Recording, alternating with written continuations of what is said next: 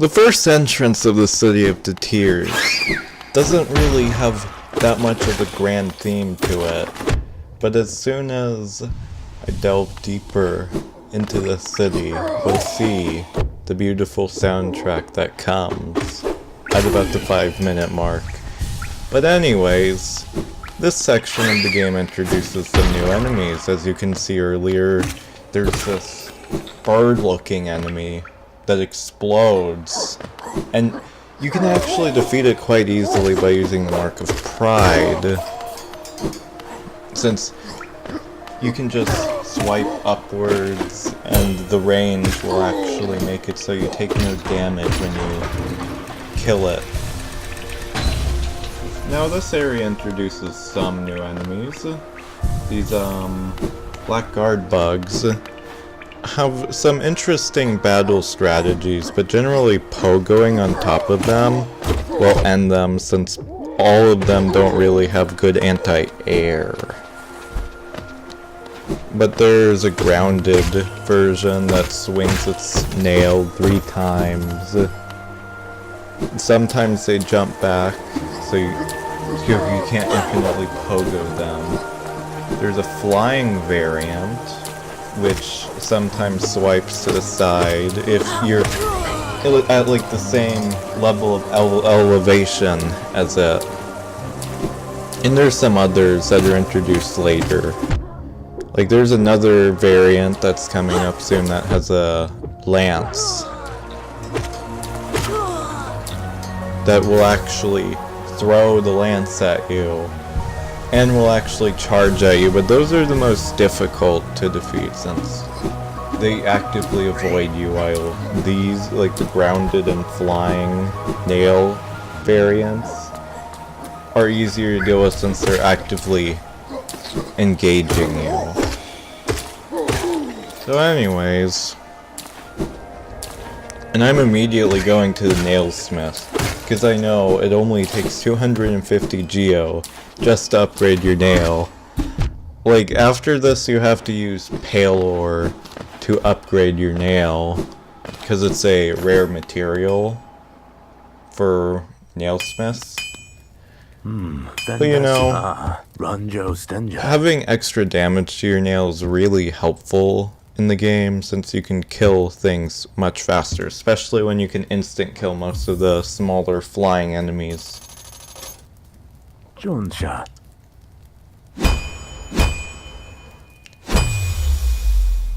And you're actually going to see the Soul Sanctum in this.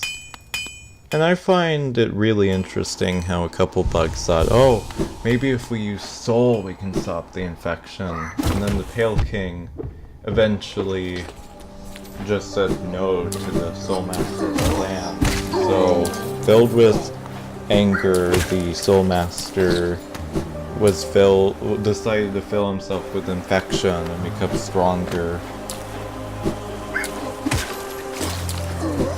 By the way, if you don't like spoilers, don't watch these videos, because I'm going to talk about things before they even happen. But I'm pretty sure if you watch the first 2 videos, you have a crystal clear understanding of the amount of spoilers being said. In fact, by the end of the Let's Play, there will probably be no spoilers left to talk about. Now, I do enjoy watching Super Forge's videos, because they are very, deep in terms of how he searches for lore, and it sort of has that quality of a guy who isn't that knowledgeable, but it feels like the common man deriving information from the game, and I find that interesting, to say the least. Now I do kind of get a bit lost here. I should probably fast forward this, but whatever. I actually do a skip soon, and then you have these bigger variants. Like, it's coming up soon, like in a couple seconds. Let's see. So I'm entering this room, and there's this other variant that's a bit larger than the others. These will charge at you with their nail. And they actually jump as well, so you can't infinitely pogo them. But that's the gist of these enemies. They are a bit harder to defeat. But, you know. So this area you can't go through unless you go to another area. I believe just like the left. So I just hit the switch and I'm like, I'm done. I just did a skip.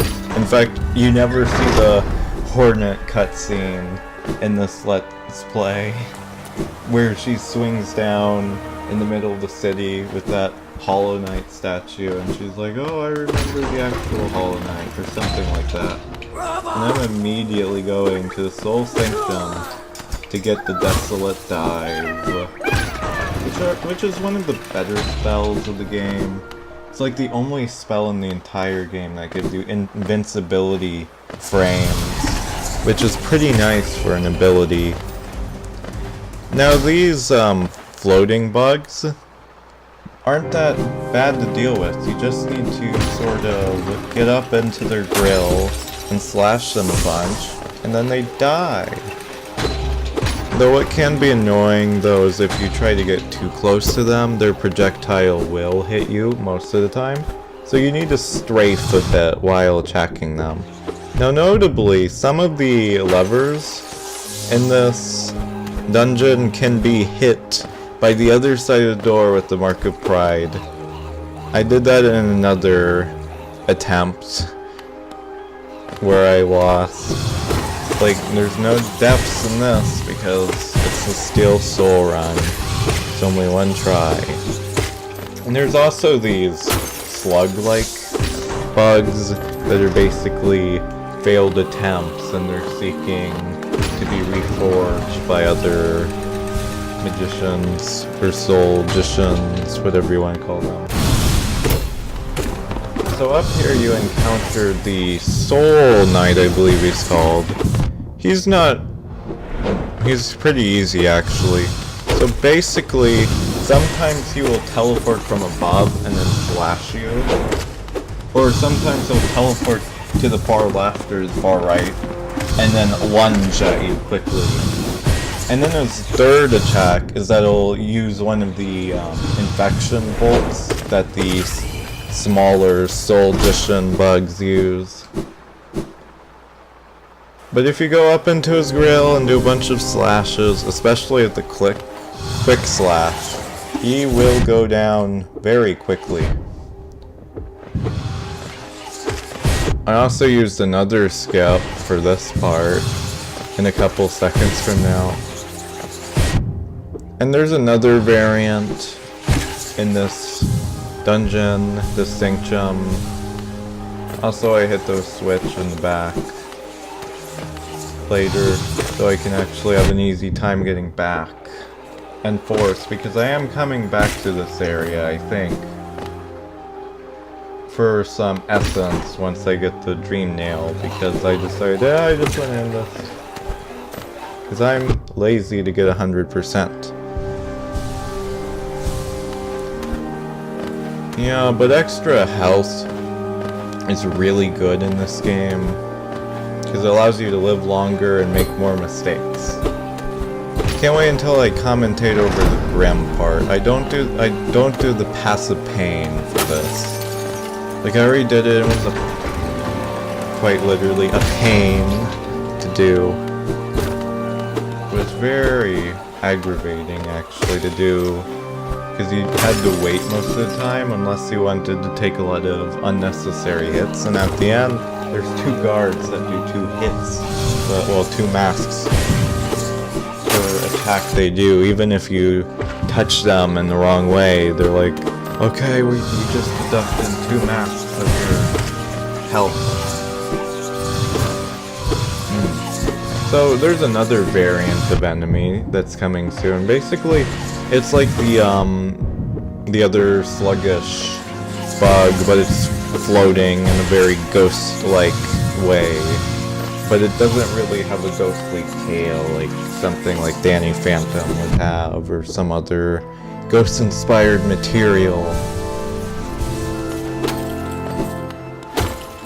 Yeah, but Danny Phantom was one of my favorite Nickelodeon shows. It's like the best. It had some problems. It had its season 3 jump the shark moments, but you know, it didn't see itself slowly die like SpongeBob did. Don't you love how I go off topic in these? So the Soul Master, what's his deal? He really loves to teleport a lot. Sometimes he will teleport and then launch an infection bolt at you, or other times he'll teleport to the far left or the far right, and then like dash at you. But most of the time, he teleports a bit above you, and then slams down. Like some other channel made a joke that it's his slam dunk attack. Oh, and he also has another attack where he summons 4 infection bolts, which orbit around him like a clock. And depending on the direction he's going, like I believe if he's going from right to left, it's clockwise, and if it's left to right, it's counterclockwise. But yeah, and this boss just loves to fake you out, especially when you think, oh, he's dead, and it's like, oh, you have the ability, you can use it, but then it's like, nope, I'm still alive. And then he just tries to slam dunk you to death, repeatedly. Now, unlike his first time using his infection bolts, he summons them from out of nowhere this time. If you're good at strafing, you can just go to the left or the right while up slashing him to death. And then that's it. He is dead. How sad. And you get the Desolate Dive, which is an interesting spell when used right. It's one of the best spells besides the Abyssal Shriek, because it actually gives you invincibility frames. It does get an upgrade later called the Dark Dive, which is, it has a bit more area of effect damage to it. So yeah, this area can be a bit tricky to maneuver and solve the mistakes spawn out of nowhere. There's also a chest up to the north of the room. You can get a lot of geo. Like, the game sometimes rewards you for beating a boss. Like, I don't think the geo rewards are necessarily necessary, but you know, they're nice. So this area teaches you that you should probably use this ability against crowds of enemies, because they spawn a whole bunch of when hittable and when killable minions to actually teach you about how to use this ability. And there is some platforming involved. I think you could probably use the hover glitch to go through this area without the wall jump. But without the wall jump, you're stuck. Because you have to do a bit of wall jumping. Oh, I forgot to edit this out. Yeah, sometimes I pause because I'm busy, but that's life for you. Life is busy.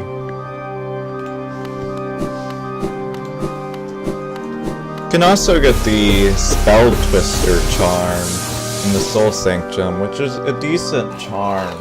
Like, later you'll encounter a charm called the Soul Eater, which is in no way inspired by the anime, by the way, which allows you to gain extra soul per hit. And basically you get about like 2 spells with the Soul Eater, but it requires 2 more notches, while the Spell Twister is like 2 notches, but it decreases the cost of all spells, besides healing, I think. It's a pretty nice spell for spell builds, especially if you want to go a shaman spam mage build, where you just spam a whole bunch of dark shades, I believe they're called. Basically the upgraded version of the Vengeful Spirit. Because you can absorb void in this game, which is pretty nice. Like later in the game, you learn that the knight you're playing as is sort of close to the already mentioned perfect combination of void and god or something. Don't you love spoilers, by the way? Yeah. With the Desolate Dive, you can break shaking ground. Like, whenever the ground shakes beneath you, you just Desolate Dive and you will find a secret underneath. In this case, it's broken glass. But in other cases, it's just the ground shaking as the big indicator of when to use it.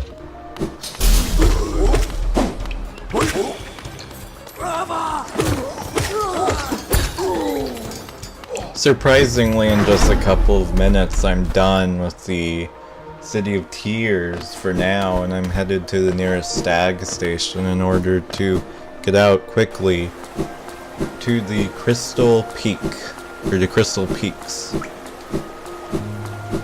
which is probably the most confusing area for me to travel in, especially one of the more dangerous areas in the game, because it requires you to sometimes dash through smashers and hope your play your timing chances. Like, there's literally entire sections that are filled with smashers, and you have to dash at the right time. If you don't, you die. Now this is where I do a lot of the fast forwarding at. Probably not now-ish, but in a couple minutes I'm skipping a whole lot of the Forgotten Crossroads to get to the Crystal Peaks.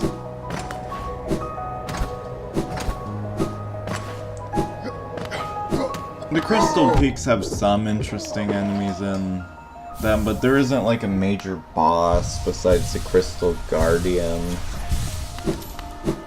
It's really interesting though seeing crystallized enemies.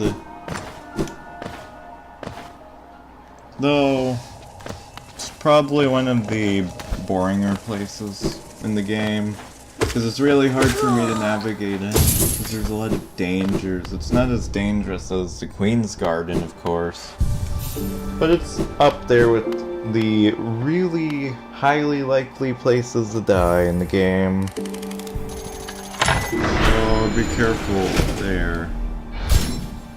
This is a very large area to transverse, so within the City of Tears.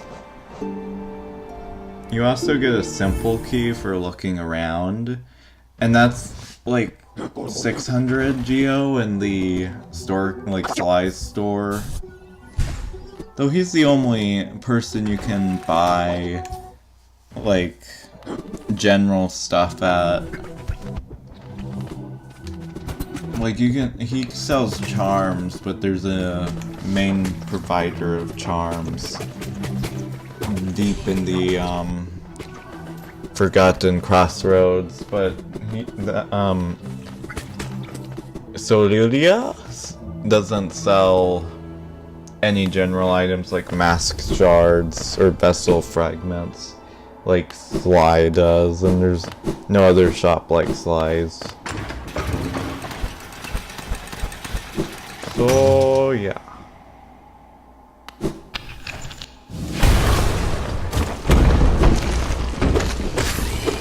There is another way of getting to the Crystal Peaks, and that requires the really expensive lantern item that illuminates dark areas. There's this one passway in the Forgotten Crossroads where you have to navigate through this dark room and pay a toll to get to the Crystal Peaks. But this is the main method if you don't feel like putting out 1.8k geo just for your own lamp. I don't think I ever buy the lamp in this entire playthrough, which is kind of sad. But this wasn't 100% playthrough, like, it's pretty necessary. Oh, I think I actually do buy it much later into the game. But that's like about when I'm nearly finished. So the crystal peak has a bunch of crystallized enemies. There's these bigger crystallized enemies, I forgot the name of them. But they cannot be hit by the back or the top. You can only hit them when they're facing you. There's also a flying type of enemy that will shoot crystals at you, which will sort of like crystallize the ground and make it so you can't jump on the ground. And then there's husks that are mining crystals that will swing their pickaxe at you if you're too close, or if you're further away, they'll just toss it at you, and you can actually use your nail to reflect the lobbed pickaxes back at them. Which is pretty cool. You could, oh, and also something I forgot to mention, you can actually parry enemy attacks in this game. It's really hard to do, but whenever you see an attack winding up, you can actually hit their nail and parry it. I've done it against the Nightmare King Graham a couple times, actually, which I was really surprised to do. Now, the Crystal Peaks is a very, very hard place to navigate through, or the Crystal Peaks. Now we're gonna encounter the Crystal Guardian, who actually isn't that hard to beat in his first battle, since he only does 1 mask of damage, and he moves pretty slowly for a boss. Also, you can just bomb rush him and he'll die. But basically, if he points his hand at you, he will fire a laser at you. And whenever he screams, he summons little lasers from the ceiling. But if you just bomb rush him, he's dead. Now you need nail upgrades. You can use the Dark Descent ability, which I believe I fight this guy again later on in the playthrough. But basically the second fight makes it so all of his laser attacks are like this yellow-orange color, and it does 2 masks of damage. So you can't fool around. Now I do get a bit lost in this section. And some of the rooms are very merciless. Like, some of them have smashers, some of them don't. Like, what can you do? So, yeah. So you just gotta sort of navigate around and hope for the best.